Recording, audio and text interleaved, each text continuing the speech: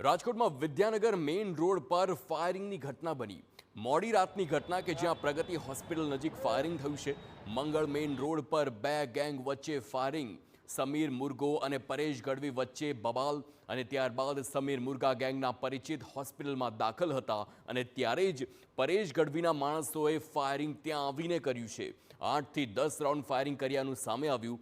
એક જ વર્ષમાં ત્રીજી વખત બે ગેંગ વચ્ચેની આ બબાલ, જેને ગેંગ વોર જ કહી શકાય।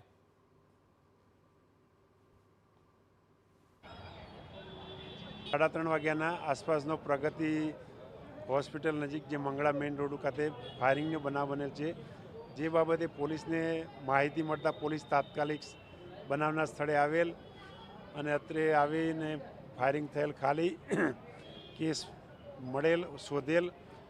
ત્યારબાદ અહીંયા કોઈ ઇજાગ્રસ્ત થયેલ છે કેમ અને તે અંગે કોઈ ફરિયાદી છે કેમ તે હાલમાં તપાસ તજવીજ ચાલુ છે। કેટલા વાગે આ બનાવ બન્યોનું સામે? 3:30 વાગ્યાની આસપાસ બનાવ બને। ફૂટેજ હાલમાં ચેક કરવાની કામગીરી ચાલુ જ છે।